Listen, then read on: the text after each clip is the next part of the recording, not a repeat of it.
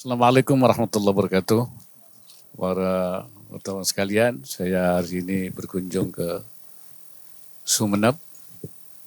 Tadi ada Disnatalis Universitas Wiraraja dan sekarang ke pesantren An-Nuqaya. Dan buat saya untuk saya lupa 4 kali saya ke sini. Berkali-kali. Berkali-kali bertemu para ulama untuk membicarakan berbagai masalah tentang peran pesantren tentu dalam kehidupan keilmuan, kemasyarakatan, kebangsaan, dan kenegaraan. Dan terakhir saya menandatangani pesantren, ya terutama masalah sampah. Dan kita memang sangat kita dorong pesantren mengambil peran banyak hal yang menyangkut kemasyarakatan, dan sampah ini salah satu masalah yang dihadapi di berbagai daerah sehingga sulit untuk menjadi tempat pembuangan sampah. Solusi sekarang sampah ini sudah mulai ada ditemukan. Ya, dan pesantren di sini sudah lama kan, sudah lama. Terakhir nih sudah mulai sampah-sampah plastik itu sudah mulai bisa didaur ulang ya di recycling untuk bisa dibuat ternyata buat minyak tanah, solar, bensin, bahkan campuran aspal. Nah, di beberapa daerah sekarang kalau dulu susah membuang sampah, sekarang sulit mencari sampah.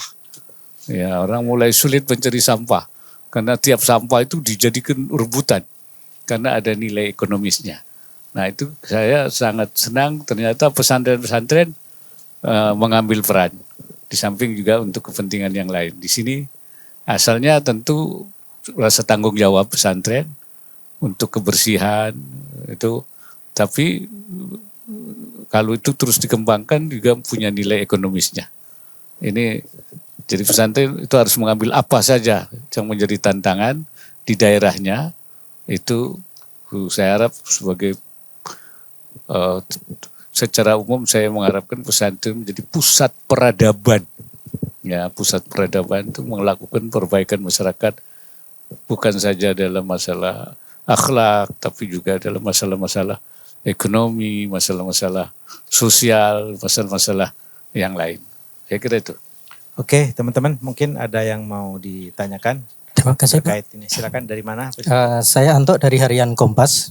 Pak Wapres, terkait tadi peran pesantren, itu ada pandangan bahwa pondok pesantren itu memiliki peran yang sangat vital untuk mengedukasi politik, terutama menjelang tahun pemilu 2024, Pak. Kami ingin tahu arahan Pak Wapres, Pak, seperti apa langkah atau peran pondok pesantren dalam mengedukasi politik tadi, baik bagi santri, terutama santri pemula yang nanti akan memilih, dan juga bagi warga sekitar. Kaitannya untuk sebagai bekal bagi masyarakat supaya terhindar dari berita bohong dan juga mencegah polarisasi. Kemudian yang kedua, Pak, kami tertarik juga dengan soal sampah tadi, Pak. Tadi Pak Wapres menandatangani program ekosistem pesantren mandiri anti sampah. Sementara di beberapa kota itu sekarang ada problem sampah, kesulitan membuang sampah. Apakah mungkin program yang diinisiasi pesantren ini bisa direplikasi di tingkat yang skala lebih luas, Pak, supaya secara menyeluruh problem sampah itu bisa ditangani? Terima kasih, Pak Wapres. Ya, masalah peran pesantren dalam politik nasional itu sebenarnya pesantren itu sudah sudah menanamkan tidak saja dalam menghadapi pemilu, tapi artinya sudah sepanjang masa. Ya, prinsip yang dibangun pesantren itu kan prinsip hubbul watan minal iman. Mencintai tanah air bagian dari iman. Bagaimana pesantren itu menjaga tanah air ini supaya tidak terjadi hal-hal yang benturan, tidak. Itu namanya hifdzul watan. hifdzul matan itu menjadi salah satu prinsip di dalam kehidupan pesantren. Jadi biasanya pesantren itu justru mengarahkan masyarakat supaya tidak terjadi polarisasi, tidak terjadi pembelahan, ya. Kemudian harus kalaupun kampanye harus santun. Nah, di dalam memilih itu sudah punya garisnya bahwa pesantren itu harus memilih yang terbaik dari yang baik itu. Ya, yang memiliki afdaliyah. Afdaliyah itu kelebihan. Yang kedua itu memiliki al-yaqiyah, kelayakan. Ya. Yang ketiga aslahiyah, yang paling maslahat. Ini kriteria paling enggak tidak tiga ini. Karena kalau ada yang unggul, afdal, milih yang tidak unggul, itu tidak boleh. Ada hadisnya, man ista'mala 'amilan 'alal muslimin wa huwa ya'lamu anna ghairahu afdalu minhu faqad khana Allah wa rasulahu wal mu'minin. Kalau dia memberikan tempat amal atau kedudukan untuk orang-orang Islam, kemudian dia melihat dia tidak memilih yang terbaik, ya, padahal ada yang terbaik, tidak memilih yang terbaik, dia dianggap berkhianat pada Allah, pada Rasul. Nah itu. Nah bagaimana yang terbaik itu? Nah, itu biasanya kiai-kiai yang punya sendiri itu. Itu biasanya bisik-bisik gitu. Ini loh yang terbaik itu gitu. Enggak diumumkan itu enggak. Ya kan kiai enggak mengumumkan. Tidak dengan bahasa terang lah. Ya. Tidak bahasa terang, tidak bahasa isyarat saja itu.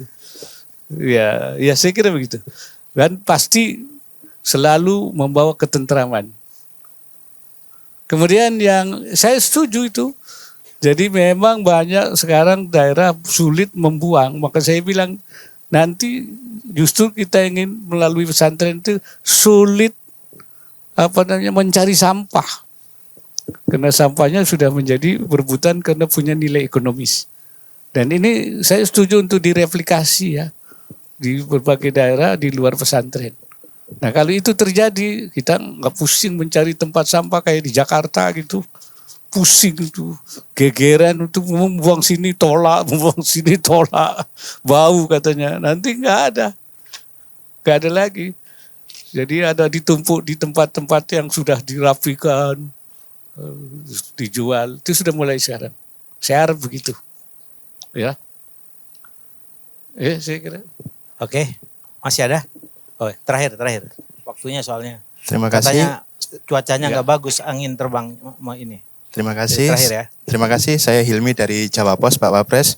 Ada 2 pertanyaan. Yang pertama, beberapa waktu lalu sejumlah tokoh agama di Madura menemukan ada ajaran-ajaran di dalam buku fikih yang dinilai kurang pas gitu Pak. Ini kan kembali terulang. Menurut Pak Wapres, supaya tidak terjadi seperti itu ke depan dalam penulisan buku agama itu seperti apa? Dan apakah harus ditarik langsung gitu Pak Wapres? Terus yang kedua, pemerintah akan melakukan evaluasi untuk kurikulum pesantren di Al Zaitun. Kalau menurut Pak Wapres, kurikulum yang ideal di pesantren itu seperti apa Pak Wapres? Terima kasih. Ya, pertama itu kalau ada kesalahan ya harus ditarik. Harus ditarik itu, harus direvisi. Ya, yang menyimpang itu kan sebenarnya sudah ada kriterianya. Ya, memang di Islam itu ada perbedaan. Ada perbedaan. Yang perbedaan itu harus ditoleransi. Ya, namanya ikhtilaf. Ikhtilaf itu ditoleransi. Tapi ada yang masuk kategori penyimpangan di luar wilayah perbedaan. Biasanya di luar fi majalil ikhtilaf. Kalau di luar majalil ikhtilaf, wilayah ikhtilaf, itu namanya penyimpangan. Nah, penyimpangan itu tidak boleh ditoleransi. Dan itu harus segera diperbaiki. Ya.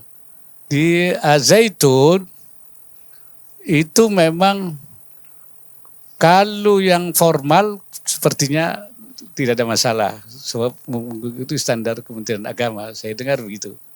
Tapi yang kita khawatirkan itu ada di luar yang formal ini. Plusnya itu. Nah, oleh karena itu harus dipastikan bahwa di Al-Zaitun itu yang betul-betul formal sesuai dengan kurikulum yang ada di Kementerian Agama dan tidak ada plus-plusnya ini. Nah, sebab yang bahaya yang plus-plusnya itu yang tidak ditampilkan tetapi diajarkan. Dan itu harus diteliti supaya tidak ada lagi. Saya kira itu. Oke, terima kasih. Kurikulum ideal pesantren seperti apa Pak Wapres? Kurikulum ideal pesantren itu satu ada namanya kurikulum yang sudah dibakukan di Kementerian Agama. Kemudian ada semacam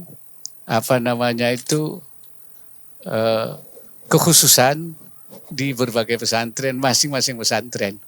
Tapi dalam wilayah yang tidak menyimpang. Ya seperti di pesantren mungkin Nukaya ini ada yang mengadop Kementerian Agama, tapi ada juga yang spesifik pesantren. Misalnya dulu punya warisan cara pelajaran ini. Ketika itu tidak masuk dalam kurikulum, tetapi itu bagian daripada semacam dan itu tidak menyimpang, itu ditoleransi. Jadi seperti itu. Jadi ada variasi. Ya, saya kira itu. Oke, terima kasih.